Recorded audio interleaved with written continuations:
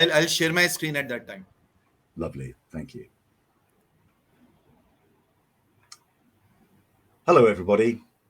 My name is Peter Dorrington, and I'm going to be your host for this session today with Vipin. Now, in a moment, I'm going to hand over to Vipin for his presentation. But before I do, I just want to remind everybody, please do put your thoughts and observations into the chat channel.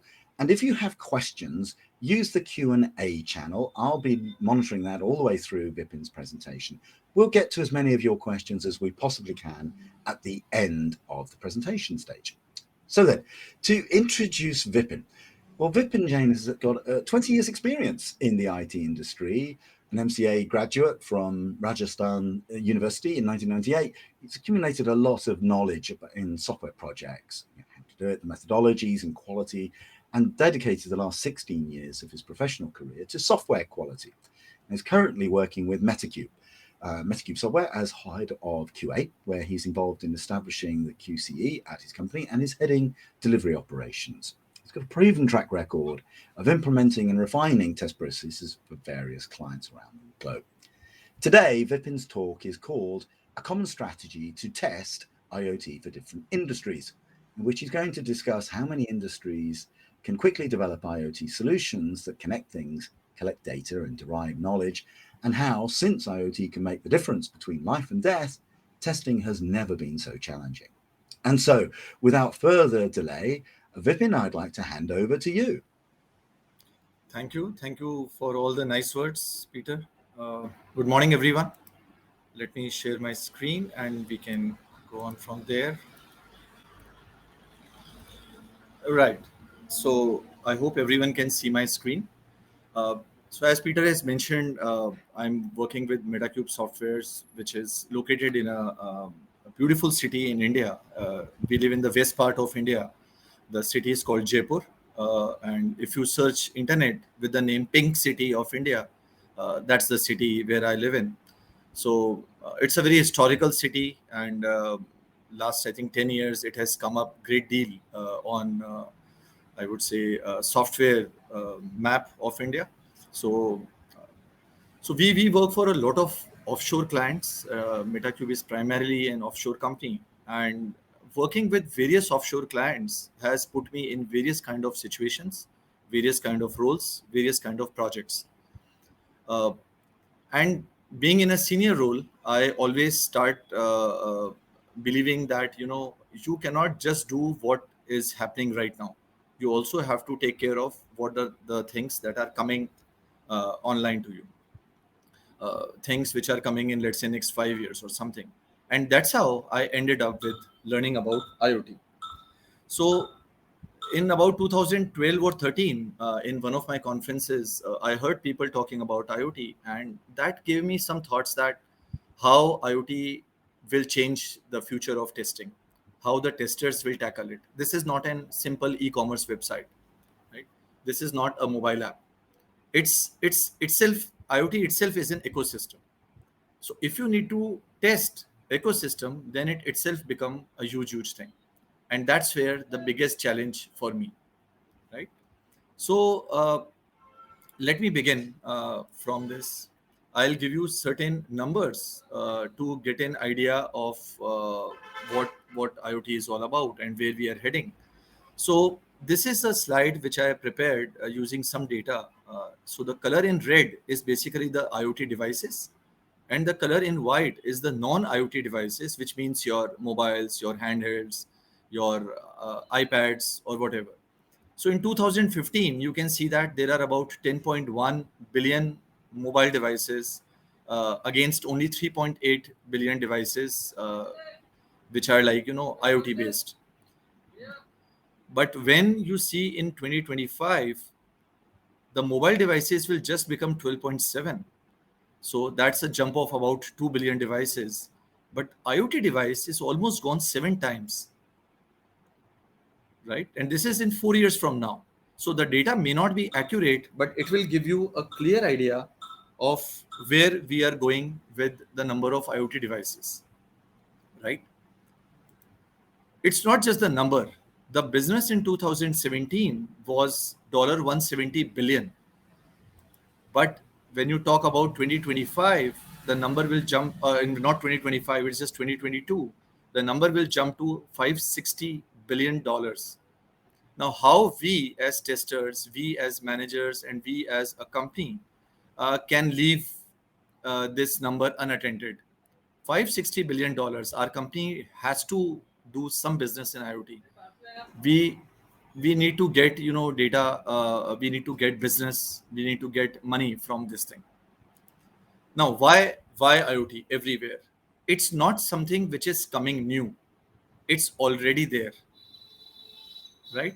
You can check industrial internet, smart grids, smart city, smart home, connected cars, connected health, smart retail, supply chain, farming, whatnot. There is hardly any area where IoT has not entered, where IoT is not getting used by people. This is not a technology that is coming to us in next 10 years. It's right there. Let's see very quickly certain more things. Internet of Things, when you talk about home, you have your entertainment, security, utilities, everything is IoT enabled now. You talk about transports, your traffic, logistics, parking, all these systems have gone IoT enabled. You talk about communities, and you have the factories, your electricity metering, the retail, again, everything is IoT enabled. National utilities, smart grids, infrastructure, medical, like home users. There is hardly any area, I'm again stressing on this fact that there is hardly any area which is not IoT enabled. You have seen smart hotel rooms, you have seen healthcare, you have seen agriculture, you have seen smart homes, Amazon Go, smart wearables, driverless cars. You pick any, you just search for these terms in Google, and you will find thousands and thousands of websites talking about these, thousands of companies working in these areas. So IoT is right here. I believe many of us are already working on IoT based projects, and those who are not working on IoT based projects, I think soon our companies will get some projects which require IoT knowledge, which require IoT strategies. Now, before jumping into the technical aspects, let's see how this IoT thing has become so popular. Why this entire presentation is made on this IoT revolution, right? The first thing is the electronics got small, powerful, cheap, and it is widely available. And when I'm saying electronics, this means the mobile phones in our hand. Remember 10 years ago, 15 years ago, the size of your mobile? It was like quite big, something like a phone receiver. Now the mobiles are very small, compact. The prices have gone low. The initial mobiles were too costly. Calling on a mobile is too costly. Even the receiving calls were costlier. It was, if you compare those 10 years before and 10 years today, we are talking about 5Gs, right? So first thing is the devices on which IoT is used by the end user have become widely available, very popular, everything. Second, internet infrastructure, it has become very strong and matured. Again, 10 years ago, when I used to travel to Europe and other areas, I could see a remarkable difference between the internet in, let's say, USA and internet in some parts of India. I can see, oh wow, when I go to US, the internet works so fast. I can download a 100 GB file in like few minutes. The same thing if I try here locally, it would be difficult for me. Now there is hardly any difference. Office internet and home internet, same. I take my mobile and I go to anywhere in the world and I see this almost same internet speed, same internet infrastructure everywhere. So this is the second big reason of the IoT revolution. And then the third thing is, because the IoT is made up of lots of sensors, every individual sensor across this world has to be given a unique IP address. Now, the entire this IoT thing, they have adopted what is called as IPv6, which has increased the number of identifiers, the unique identifiers, from 4.3 billion addresses to 3.4 into 10 to the power 38 addresses. I can't even write this number. So basically 3.4 followed by 38 zeros. We cannot read it like how many trillions, billions, millions addresses. But a common analogy is, if you give every atom on this earth one individual address, still you cannot use all these addresses like 3.4 into 10 to the power 38, which clearly means every IoT device on this earth can be uniquely identified. Now, these three things, faster and smaller devices, very fast and strong internet infrastructure, and every device getting a unique ID, these three has revolutionized this IoT evolution across the world. This is a very simple image again, predicting all these three. So, in few years' time, the human population will be like about 7.6 billion, but the connected devices will become 50 billion, which is like almost 6 to 7 devices per person on this earth. So this will again give you a perspective of how IoT has becoming so popular, and why we as IT people, we as developers, we as testers cannot stay away from this growing, I would say, from this revolution that is happening around us. What is IoT? Again, a very simple definition which I have just picked from net. So if we talk about IoT, it's just three simple things. There is a dashboard which is present on your handheld right on top. There is a cloud to which every data is going. And then there are devices which are IoT enabled, or in general terms, we term it as smart devices, right? So smart devices collecting data, sending to cloud, lots of algorithms happening in cloud, the data converts to information, and that information is pushed on to your devices. This is a basic definition. You can find it anywhere on internet, but that just talks about these three topics. Now, from a testing perspective, let me give you a very simple use case, and then we go from there. So, a cappuccino machine, a coffee machine. We all love coffee, right? Now, a cappuccino machine, if you go to this machine, what is a simple use case for you as a tester? So, you go to the dispenser, you select your option. So, let's say number 2 button, this number 2 green button, this is the button for a cappuccino. You put a cup under the nozzle, the drink is dispensed, you enjoy the drink. These 5 steps you have to execute every time. So you go in the morning, you do these 5 steps, you get your coffee. You go in the evening, you do the same thing. You go 1 year later, you do these 5 steps. But what is happening? Same experience every time when you execute these 5 steps. There is no difference in your experience that you are doing. Let's convert this coffee machine into an IoT enabled coffee machine, and then you see the change. So 2 things we want to bring in the IoT model. Number 1, I want to bring a dynamic UX, and I want to produce valuable data from this coffee machine. How to do that? Now you would be starting to think how a coffee machine can produce a data. Let's see how. So the design of the coffee machine has changed, but it's a different machine, but it's a coffee machine. Now what will happen is the 2 things on the top, that's cloud. This is your coffee machine.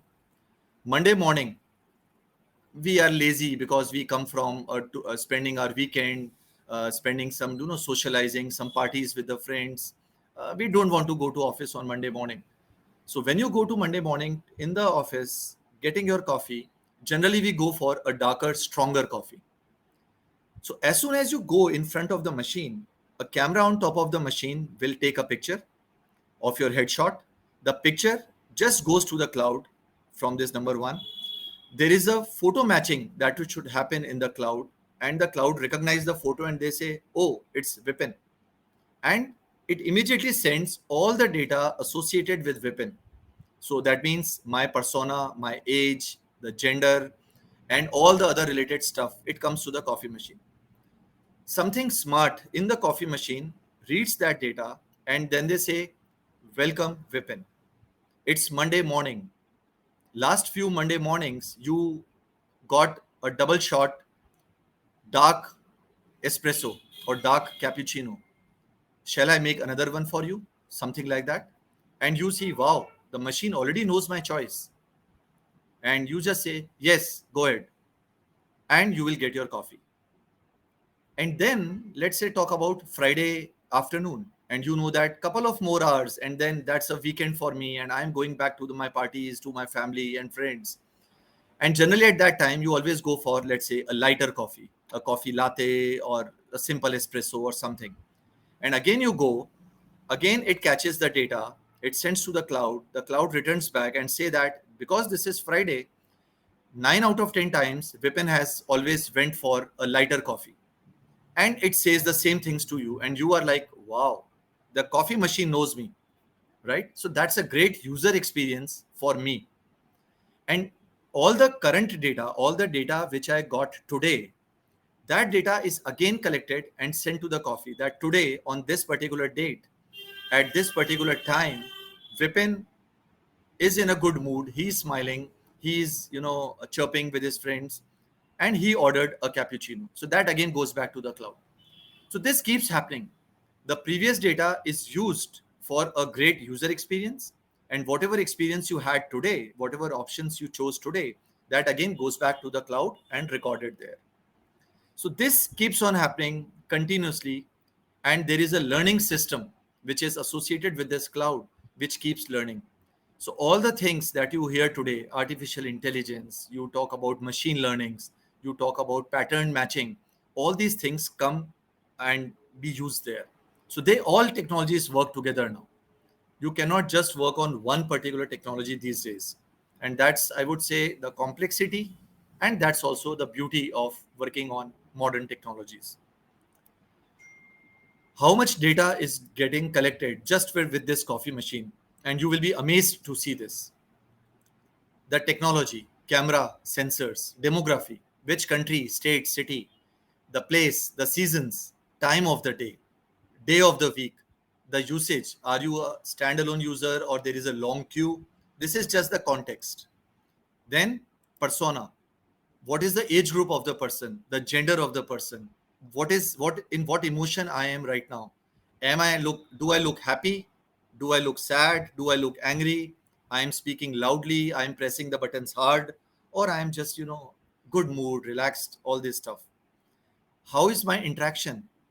What are the display options? So collecting all this data is giving me a different experience always based on my collected and analyzed data. So compare this with the previous coffee machine. Both machines are giving you same coffee, same taste, but same experience every time, and a very good interactive, different experience using IoT based coffee machine. And this is just one simple machine I'm talking about.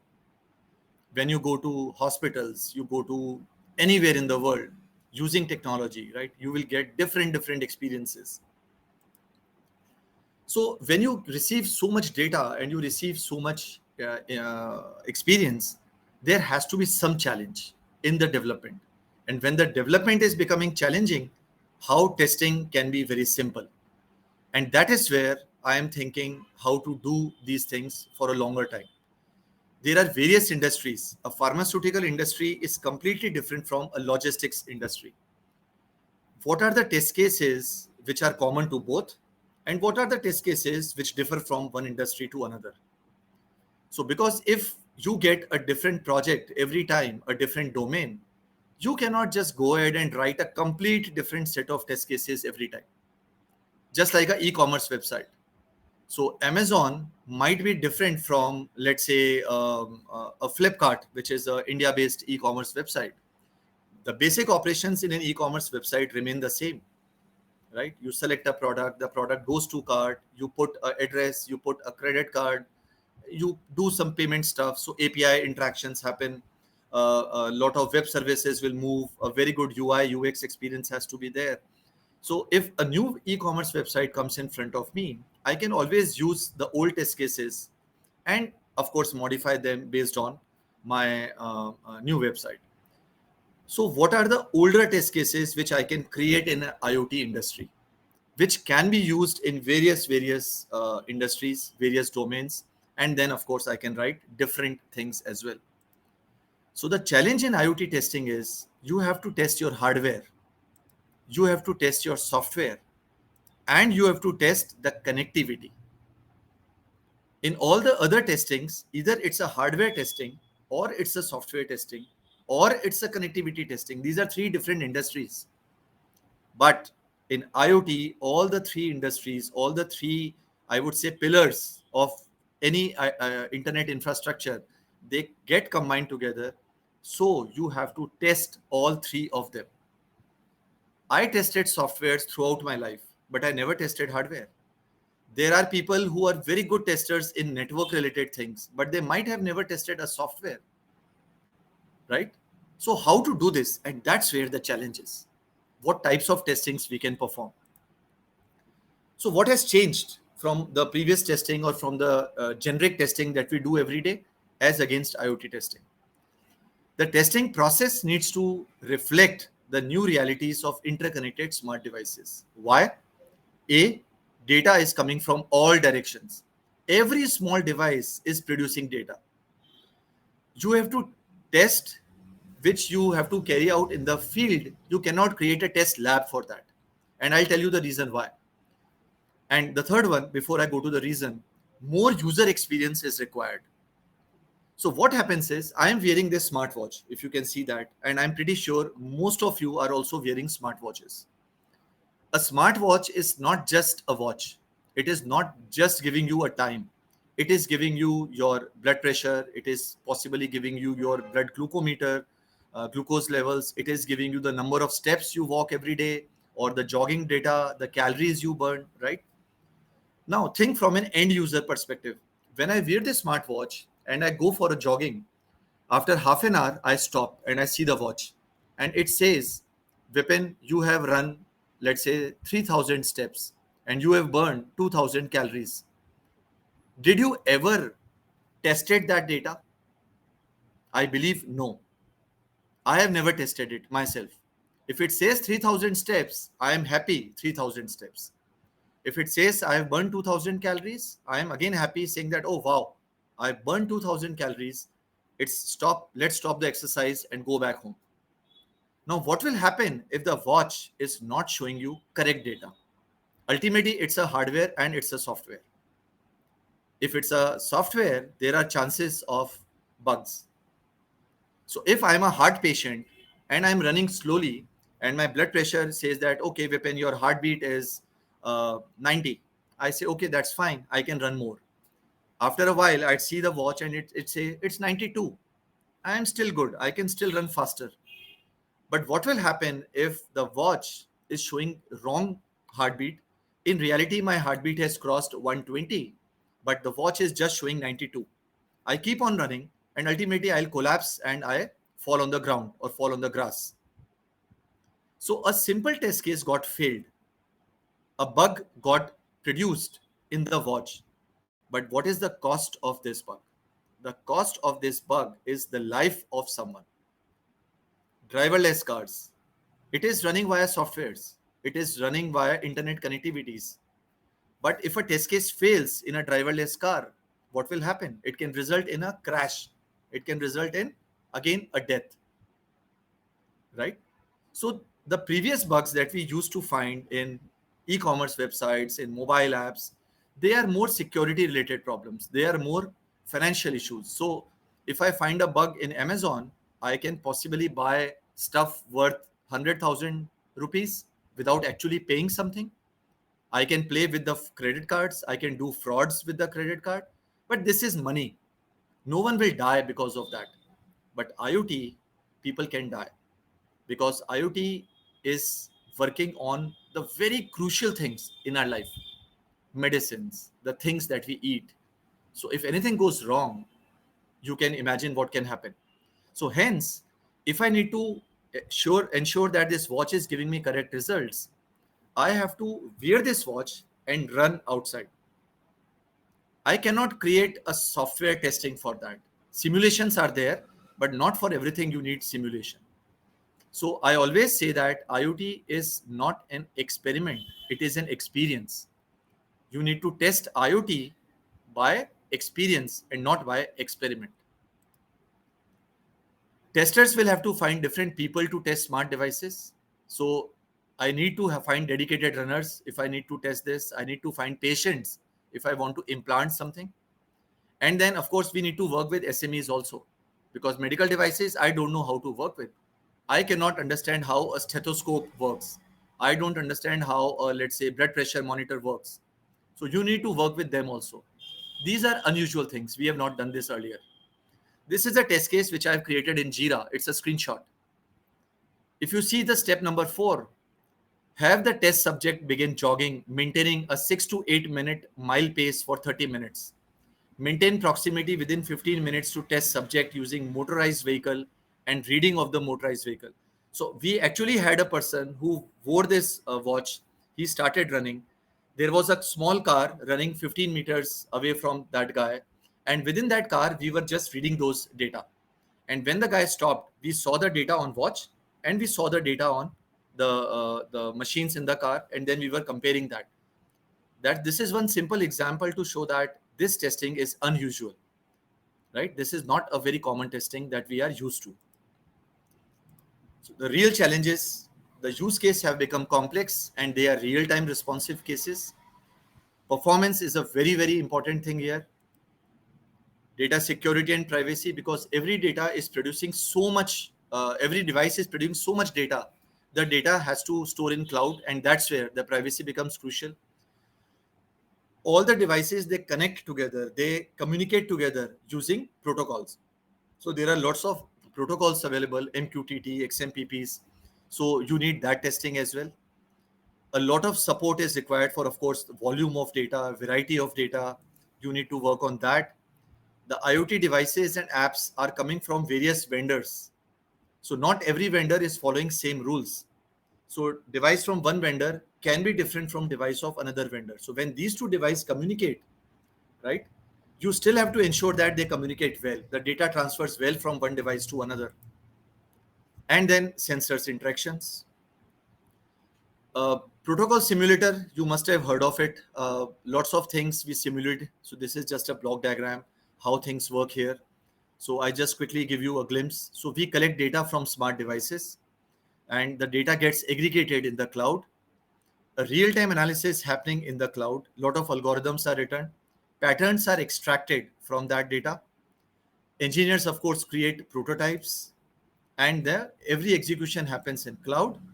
Sorry, going back to the previous slide. Every execution happens in the cloud, or from there, correct information is produced and which is sent back to your smart connected devices, your mobiles in your hand.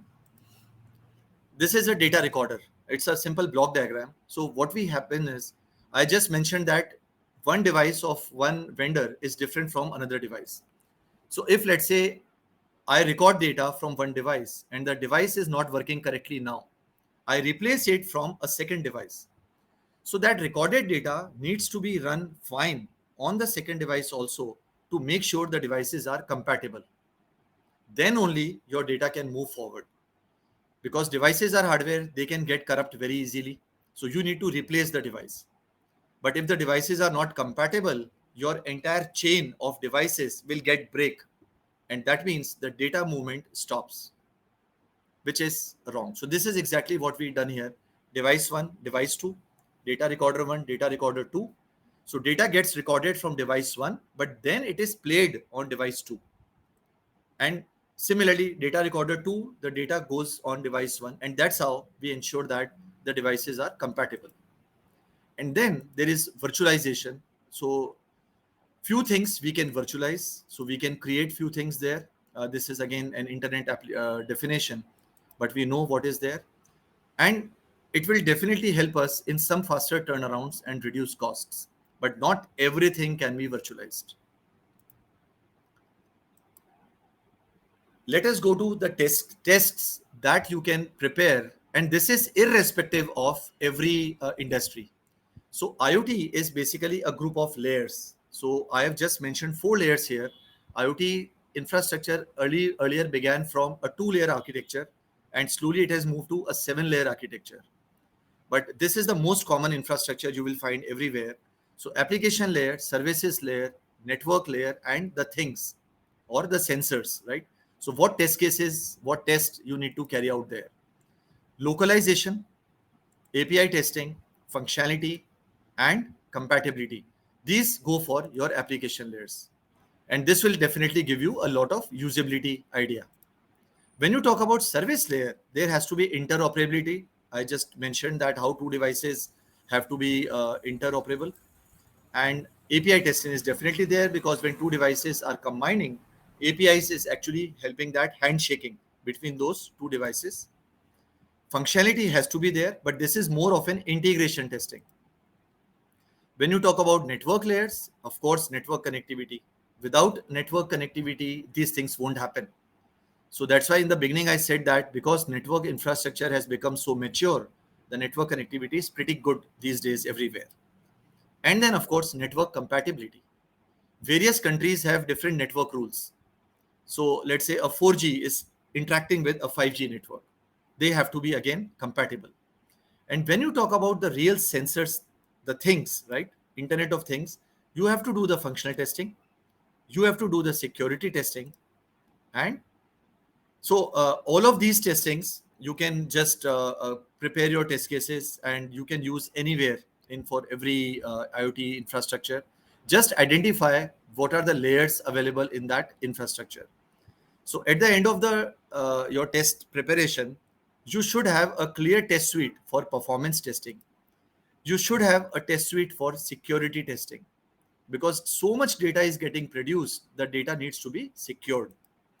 You should have compliance testing, you should have interoperability testing, and you should have the privacy and analytics for you. These are common tests which you can apply at various layers. I very quickly go through this healthcare project which we are working, and I just show you what are the tests we are carrying here. Usability testing. So here we just checked whether all the devices are portable or not, because some device, if it gets, let's say, malfunctioning, then you need to replace that device with some other device. But you cannot say the patient that, look, right now the device will come in half an hour, so uh, you have to wait. A patient cannot wait. Similarly, security testing, because there's so much data is getting produced. Every patient data is very private data. This data cannot go to any person. Uh, Data can be stolen because it is flowing from one device to another. So we have to ensure that this data gets secured. Connectivity testing, most important thing, because every system has to be 100% up. 24/7, it has to be up. So there has to be backup plans. If the system fails, there has to be a backup in as quickly as like 15 seconds. Whatever device you put, inverters or extra batteries or whatever, but the system has to come and it has to go down. If it is going down, then it has to raise alerts. Pilot testing, of course, you have to do many things because real life testing is different from testing within a lab. Similarly, performance testing, your system should be scalable. You cannot say that my system works for 10 patients only. My system should be working for 1,000 patients also. So you have to ensure that your system is scalable. Compatibility, we talked about OS versions, browser types, devices, Bluetooths, everything has to be compatible. Then regulatory testing, every country has their rules. So of course, we have to look at regulatory and compliance checkpoints. And finally, the upgrade testing. If everything is connected well, but one device, one vendor decides to upgrade the hardware, the firmware, operating system, device, protocols, or network layer, all the rest of the devices, they still should be able to connect and work properly with that upgraded device, right? So you cannot say that 5 devices got upgraded, the others are not, so the system breaks. This cannot happen.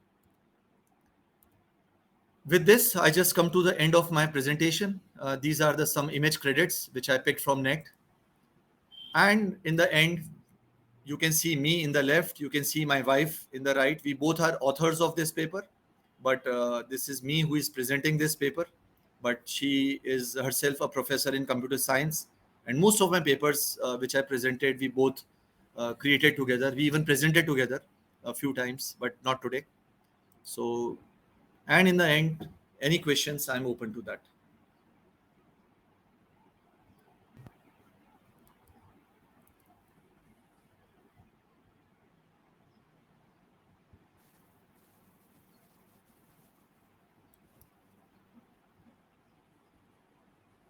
Peter, are you mute? I cannot hear Sorry, you. Vipin, I was. I Yeah, managed to double mute myself. sure. Amateur mistake. We've had lots of questions, so let me see if I can get through as many as I can. But can I just remind people that there is an offer? There are 15 free ebooks up for grabs for the most active participants from the audience. So please do keep your comments and your chats coming. So Vipin, here's the first question that came up. What Yeah, skills does somebody need to work in IoT testing? that's again a smart question. uh, it's not a particular skill. I would say you cannot say that okay, I'm let's say a API tester or I am a good programmer, so I can do a lot of automation. Right here, the skills are more. I would say the approach is a better word if I say. So your approach and attitude towards IoT testing needs to be developed. Skills, of course, the softwares can show you. If you are 10-year experience, I won't say that you require a specific skill for that. But why I use the word attitude and your approach, because uh, you have to test IoT as an end user, not from a tester perspective. You have to drive a Tesla car, but don't drive a Tesla car looking at, oh wow, I'm inside a Tesla car. Start thinking at what are the scenarios where a Tesla car can fail as a passenger in the car. As someone who is wearing this smartwatch, start thinking where it can fail. Right? If you go to Amazon Go, if you go to any IoT based thing, right? Luckily I witnessed Amazon Go. I went to a smart store and I saw that this thing.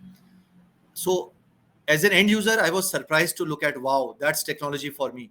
But when I start thinking as an end user, tester and end user combined, then I say how this is going to happen and what if it fails. When you start questioning yourself, then of course you say that okay, now I have developed the aptitude of testing IoT. And then there, of course, there are lots of tools which will help you. So your API experience will come handy. Your automation can come handy, because even automation will do a lot of judge help. Your security testing skills will come handy. So that's it. So there is not a particular skill which I can put my finger on and say that if you do this certification, and then you become a great IoT tester. Vipin. It sounds to me, though, that one of the, or two perhaps, approaches you need is firstly to be able to put yourself into the shoes of the user. So think like a user rather than a Yes, tester, which also correct. means you have to have some functional empathy. What is it that this Yeah. person is trying to achieve? What's the context and so on? And second of which is curiosity. Being able to look at, well, what might this mean? Because if there's one thing that IoT does is it delivers vast amounts of data. Often something very interesting can be hidden within that data, and the curiosity to be able to go and find it. Okay, so I'm going to combine the next two questions because I think they're very similar.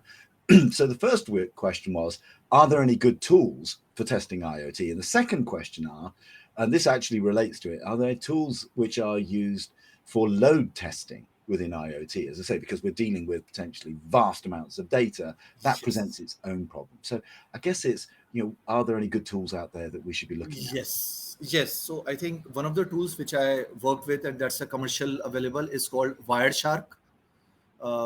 There is another tool called as TCP dump. TCP dump was actually before this IoT revolution, but now it has becoming much popular here. This helps in testing a lot of protocol related scenarios.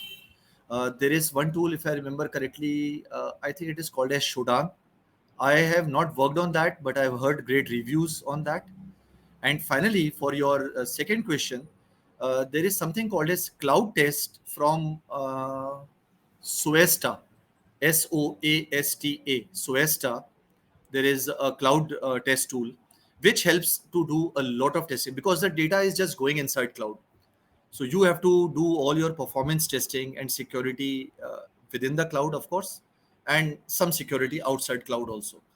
So these are the top four tools right now on top of my mind. If I get more time, I can possibly search for more. Pin, and you very kindly put your contact details in there, so I'm sure you're going to get some follow-up emails from this. That's good.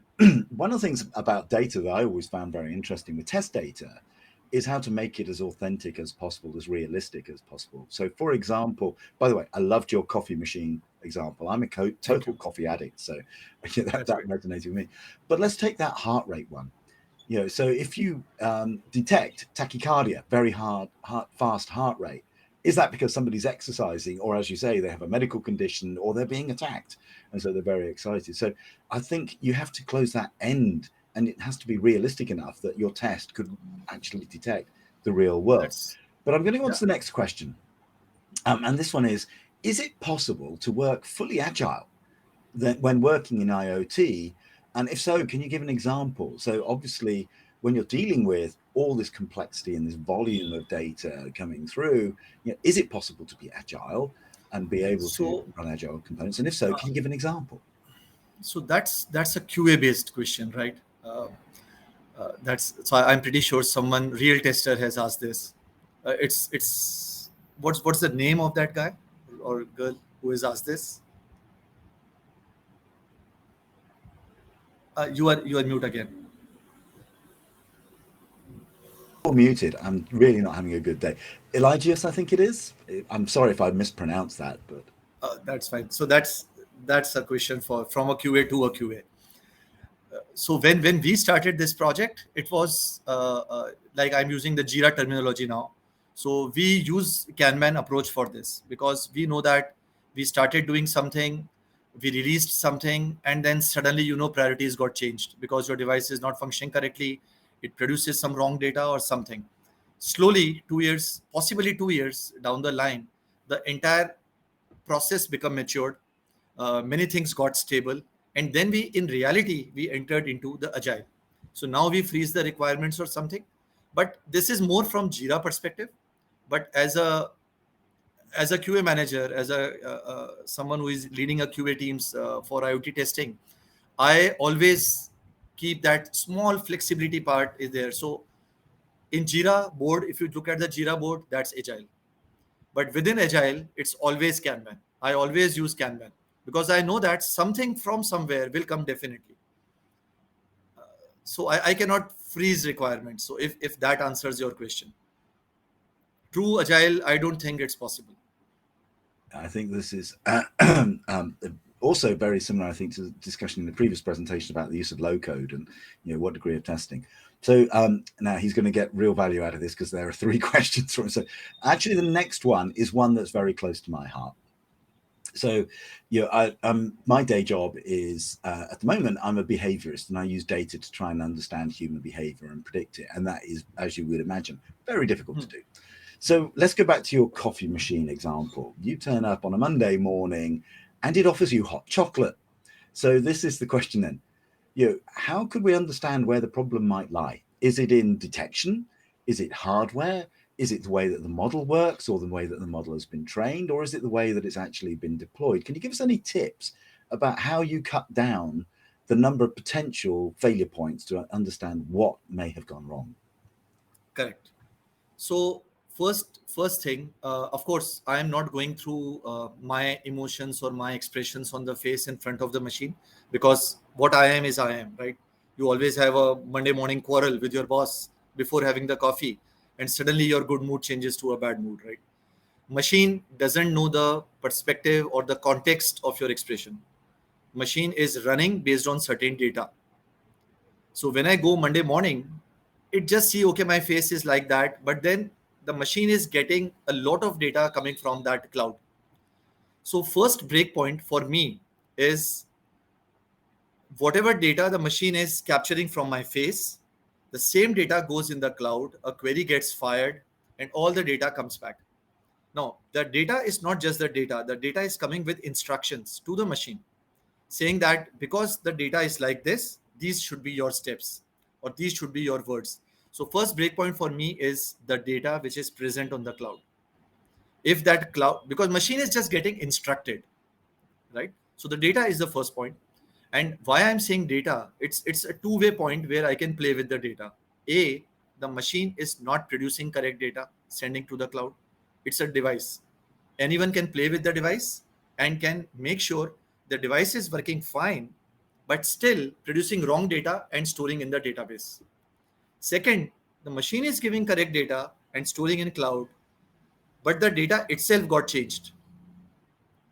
Third point is machine is producing correct data, data is going correctly in the cloud, but the algorithms that the human beings have developed to work on that data, identifying patterns and producing instructions, those algorithms were not working correctly. Some change was done last year or last day, and the change is now not picking. So you can see, you can go in the front of the machine and it's Monday, and they say, hey Vipin, it's Friday, do you want to have your lighter coffee? Now machine is not doing wrong, the machine got wrong instructions. So data is first point, the algorithms which are working on that data is the second point, and any testing which happens on those algorithms locally on my machine, that might be the third point, because the tester may not execute all the scenarios correctly.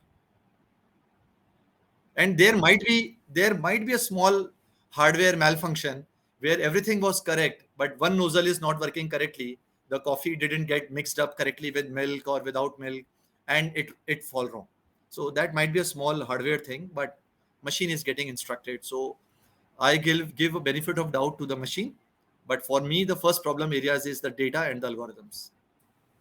Yeah, thank you very much. And you're right, it's a very complicated environment. I didn't want to get hung up on the behavioral side, though. It's just that I know that when you're using things like machine learning, sometimes it's difficult to test what the machine has actually learned. And that That's can right. be the data that you give it, the way that it analyzes it, or the way that you assess the result and the outcome. Now, any part of that can That's true. fail, and it can be difficult to work out what it can be. And it's particularly hard when you're using machine learning and AI with IoT, because the complexity is exponentially increased from that. Yes, if you see the last 10 or 15 years, I think it was already planned that something like IoT will come, right? This is my views. I am not doing anything else, because internet was I would say powered, right? Cloud was powered. Uh, Areas like big data and all this stuff was powered. AI, machine learning, pattern matching, all these areas, they all come up. And then there is IoT. So we say now IoT is there, but IoT is already there because all these areas were getting stronger. And as soon as everything is now strong enough across the world, we see IoT devices everywhere. Thank you. And there's one last question, and I think it's Yeah, quite a quick one. So this is again for sure. you. So how do you think the router should be considered? Is it just part of IoT, or can it be called an IoT device? So thinking about the router, perhaps as an analogy for the network, is that part of IoT, or is that just something as a channel or a transmission engine? Right. So again, there are two kind of routers now available. So the routers we commonly use till now, they are just routers. They are not IoT. Anything which is IoT enabled, that means it has some sensors which is producing valuable data. That's a simple definition. So if I can get any data from the router, any data, right? My usage patterns, what time I switch it on, what time I switch it off, and things like that. If I can get that data and get useful information out of that data to give a better user experience to Vipin as an end user inside my house, then it will become a IoT router. If it is just a router, you switch it on, use the internet, switch it off, and you are not getting anything valuable information or data out of it, then it will just remain a normal device. So a difference between anything, a device and a smart device, like a TV and a smart TV. Smart TV produces information for you. A TV gives information to you. It doesn't produce anything. Good definition. And we're running out of time. So on that, I would just like to say, Vipin, thank you very much. A great presentation. I really enjoyed it, learned a lot. Thank you, everybody, for your questions. And with that, we're going to take a break for lunch now. So I think we've got a little while before our next presentation session comes up. But Thank you. until then, Thank you, thanks everyone. very much, Vipin, and Thank goodbye. you, everyone. And hope to see you next time in Lithuania. It was my dream to come there. Unfortunately, COVID didn't allow me to travel. So next time, I'll definitely want to meet you guys in person. Thank And you. we'd love to have you. Take care now. Have a Bye-bye. great time. Bye.